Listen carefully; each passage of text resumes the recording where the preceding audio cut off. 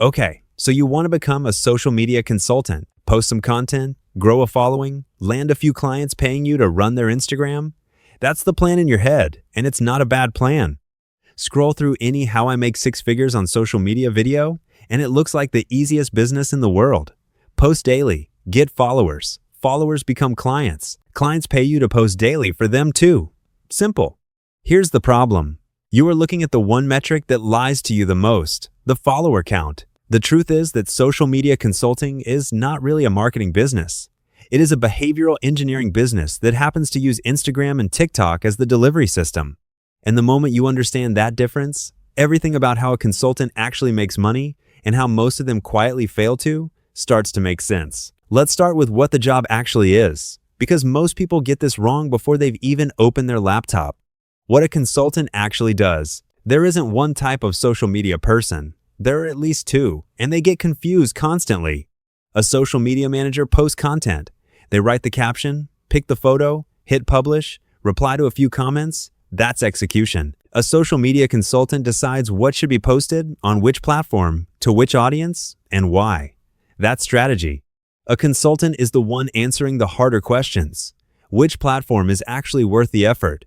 What should the brand's tone sound like? How should paid advertising layer on top of organic content? And which numbers actually matter versus which ones just feel good to look at? Think of it like this. The manager is the driver. The consultant is the GPS, the roadmap, and the traffic report all at once. And in 2026, the actual work has drifted a long way from make a nice grid. Consultants are now handling personal branding for CEOs, employee advocacy programs, influencer partnerships, AI-assisted content systems, crisis communication, and community strategy. Plenty of them never touch a single graphic. Their entire value is the thinking, not the making. That distinction matters because it explains the price tag, and the price tag is a lot more complicated than charge per post. What this job actually pays. Search social media consultant rate, and you'll get answers anywhere from $15 an hour to $20,000 a month, with nothing explaining the gap. That spread isn't a typo. It's the entire business model hiding in plain sight. At the bottom, entry-level freelancers charge somewhere around $20 to $35 an hour, mostly doing content calendars and basic posting for small local businesses. In the middle, consultants with a few years and a track record charge $75 to $150 an hour, or run monthly retainers in the $1,000 to $5,000 range. At the top, senior strategists working with funded startups or established brands charge $150 to $350 an hour, or retainers north of $5,000 to $20,000 a month, sometimes billing $10,000 to $75,000 for a single strategy engagement. Here's what almost nobody starting out understands. The difference between the $75 an hour version of this job and the $300 an hour version isn't effort. It's not even talent exactly. It's what you're actually being paid for. The cheap end of this market is content scheduling and basic community management, tasks that are increasingly automated or handled by junior staff. The expensive end is judgment, knowing which of 100 possible moves actually grows the business, and being right often enough that a client trusts you with real budget. Two people can spend the exact same 8 hours doing social media and be paid 10 times apart, because one of them is operating a keyboard and the other is operating a decision. Now, here's where the naive mental model really starts to break down. You'd assume the way to get paid more is to grow a bigger following. That's not quite it either. The follower trap. Picture two creators. Creator A has 500,000 followers and earns roughly $30,000 a year from it. Creator B has 20,000 followers and earns roughly $400,000 a year. Same platform, same general effort, a 25 times difference in income with a fraction of the audience. How does that happen? Because followers were never the asset. Revenue per follower is. Consultants who understand this stop chasing audience size and start chasing audience value, meaning fewer, more targeted people who are actually positioned to buy something rather than a crowd of scrollers who liked one video and moved on. And the data backs up just how lopsided this gets industry-wide. Out of the roughly 200 to 300 million people worldwide who consider themselves creators today, only about 4% clear 6 figures a year, while roughly half make under $15,000. The follower count on the profile tells you almost nothing about which side of that line someone is on. This is also why. Okay, so you want to become a social media consultant. Post some content, grow a following, land a few clients paying you to run their Instagram. That's the plan in your head, and it's not a bad plan. Scroll through any How I Make Six Figures on Social Media video, and it looks like the easiest business in the world. Post daily, get followers. Followers become clients. Clients pay you to post daily for them too. Simple. Here's the problem. You are looking at the one metric that lies to you the most, the follower count. The truth is that social media consulting is not really a marketing business. It is a behavioral engineering business that happens to use Instagram and TikTok as the delivery system. And the moment you understand that difference, everything about how a consultant actually makes money and how most of them quietly fail to starts to make sense. Let's start with what the job actually is, because most people get this wrong before they've even opened their laptop. What a consultant actually does. There isn't one type of social media person. There are at least two, and they get confused constantly. A social media manager posts content. They write the caption, pick the photo, hit publish, reply to a few comments. That's execution. A social media consultant decides what should be posted, on which platform, to which audience, and why. That's strategy. A consultant is the one answering the harder questions. Which platform is actually worth the effort? What should the brand's tone sound like? How should paid advertising layer on top of organic content? And which numbers actually matter versus which ones just feel good to look at? Think of it like this. The manager is the driver. The consultant is the GPS, the roadmap, and the traffic report all at once. And in 2026, the actual work has drifted a long way from make a nice grid. Consultants are now handling personal branding for CEOs, employee advocacy programs, influencer partnerships, AI-assisted content systems, crisis communication, and community strategy. Plenty of them never touch a single graphic. Their entire value is the thinking, not the making. That distinction matters because it explains the price tag. And the price tag is a lot more complicated than charge per post. What this job actually pays. Search social media consultant rate, and you'll get answers anywhere from $15 an hour to $20,000 a month with nothing explaining the gap. That spread isn't a typo. It's the entire business model hiding in plain sight. At the bottom, entry-level freelancers charge somewhere around $20 to $35 an hour, mostly doing content calendars and basic posting for small local businesses. In the middle, consultants with a few years and a track record charge $75 to $150 an hour, or run monthly retainers in the $1,000 to $5,000 range.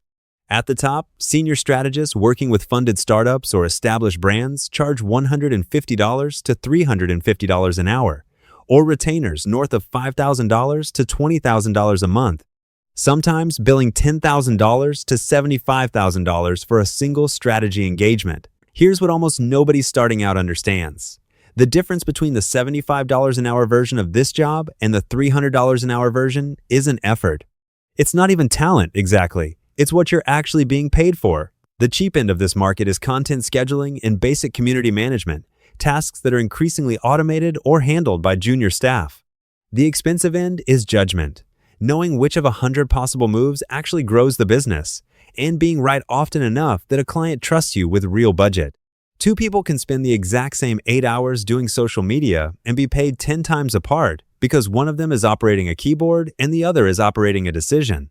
Now, here's where the naive mental model really starts to break down. You'd assume the way to get paid more is to grow a bigger following. That's not quite it either. The follower trap. Picture two creators.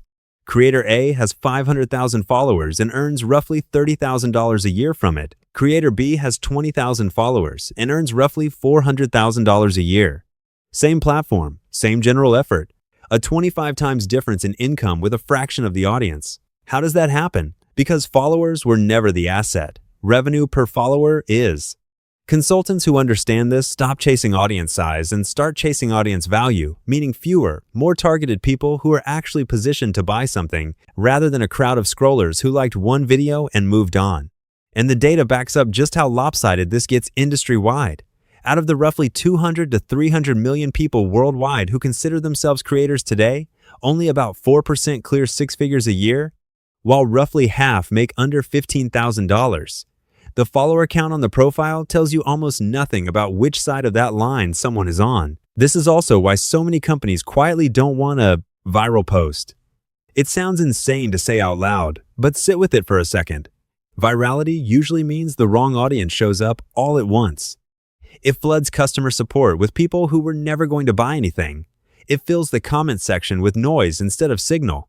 Experienced consultants will often actively steer a client away from a trend that's about to blow up, because a million eyeballs that don't convert is worth less than 10,000 eyeballs that do. The gym down the street doesn't want a member who joins and never comes back. The smart consultant doesn't want a viewer who watches and never buys. Same math, different industry.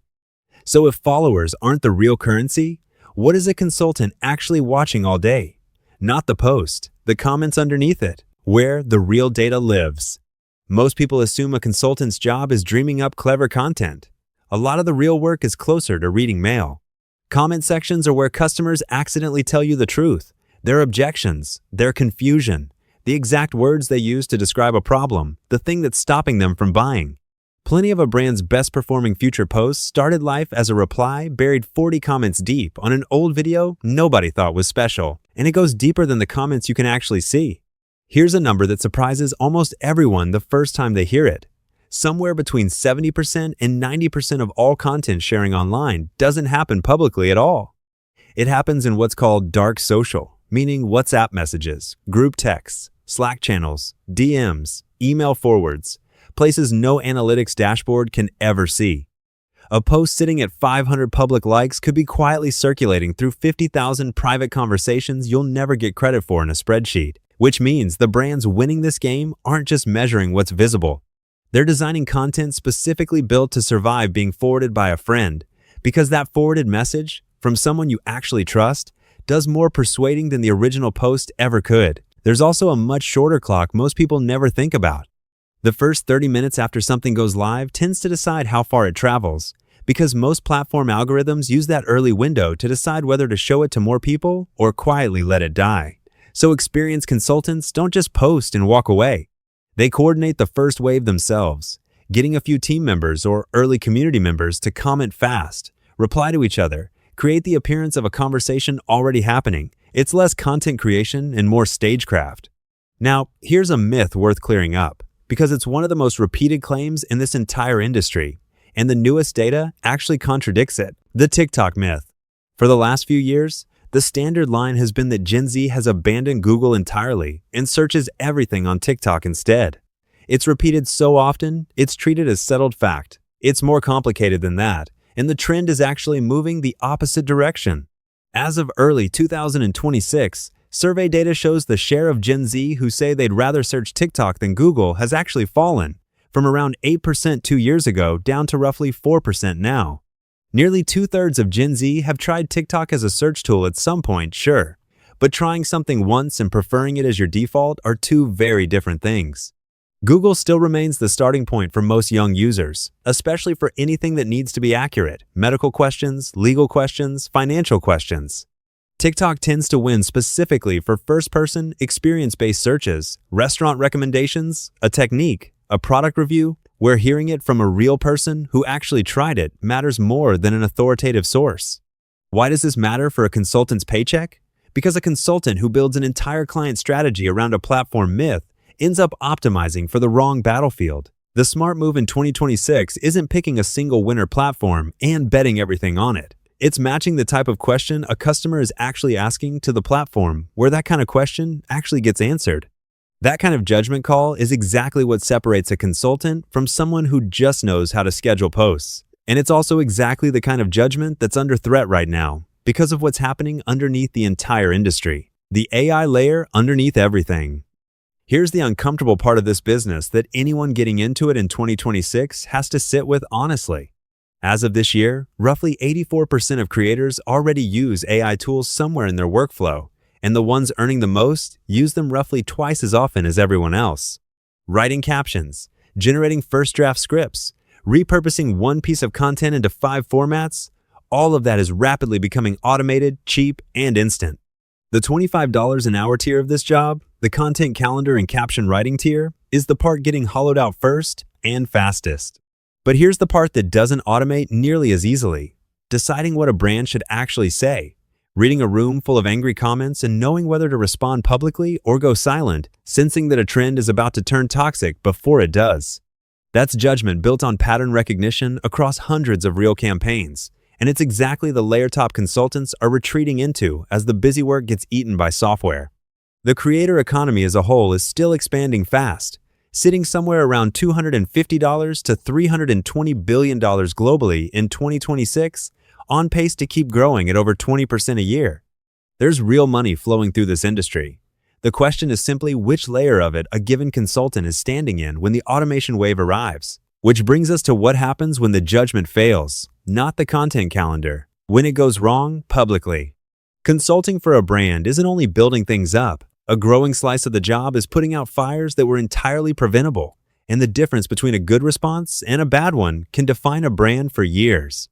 Crisis, communication, and reputation repair have become specialties of their own inside this industry, precisely because a single mishandled response can undo years of trust building in a single afternoon. The pattern is almost always the same. A brand says or does something that lands badly. The instinct is to go quiet, delete the post, hope it blows over. Consultants who've seen this cycle enough times know that silence usually makes it worse, because the internet fills a vacuum with its own story, and that story is rarely generous. A fast, transparent, specific response tends to shorten the damage. A delayed, defensive, lawyer-approved non-apology tends to extend it. This isn't a hunch. It's a pattern that plays out again and again, and it's the exact judgment a business is really paying for when it hires an experienced consultant instead of a junior hire with a scheduling tool. Now, let's put the actual mechanics together, because this is where the two very different versions of this career reveal themselves. How the money actually works. The core engine, stripped down, is simple. Billable hours or retainer value times how consistently clients renew minus how much of your own time gets eaten by unpaid strategy calls, revisions, and reporting that clients expect for free. A consultant charging $100 an hour who works 25 billable hours a week, roughly the same ceiling personal trainers hit for the same reason, human hours in a day are finite, lands around $130,000 a year before taxes, software, and the unpaid hours spent finding new clients in the first place. That's the hard ceiling of trading time for money one client at a time. The way consultants break through that ceiling looks a lot like the shift from one-on-one personal training to group classes. Instead of one strategy call per client per hour, a consultant packages the same expertise into something reusable. A course, a template system, a monthly group coaching cohort, a productized audit service that takes the same 3 hours regardless of which client it's for. 1 hour of the consultant's time, sold to 20 people at once instead of one, breaks the ceiling that was capping the hourly version of this business. 2 ways this plays out. In the optimistic scenario, you've built real expertise in 1 or 2 platforms, developed a reputation specific enough that clients find you through referrals instead of cold outreach, and layered a scalable offer, a course, a retainer tier, a productized service, on top of your one-on-one work. Under those conditions, an established independent consultant can realistically build toward $150,000 to $300,000 a year, with a meaningful chunk of that coming from things that don't require trading another hour for another dollar. In the realistic scenario, a few things go wrong that aren't exotic at all. A client churns right after the busy season ends. A platform changes its algorithm overnight, and a strategy that was working for 18 months stops working in a week. AI tools compress the price of the basic content work you were relying on to fill your slower months. Under those conditions, that same skill set can produce something closer to $40,000 to $70,000 a year, an entirely respectable outcome, but a world away from the 6-figure lifestyle the "how I quit my job for social media videos" promise. The difference between those two outcomes rarely comes down to one dramatic failure. It's usually a slightly thinner client roster, a slightly slower response to a platform shift, and a slightly heavier reliance on the exact tasks AI is getting cheaper at every month, compounding quietly until the number at the end of the year looks nothing like the plan. So if you're going into this line of work, remember the one thing that actually determines whether you make it. It was never really about how many followers you can get someone to. It's about how well you can turn attention, most of which you'll never even get to see, into a customer who actually comes back.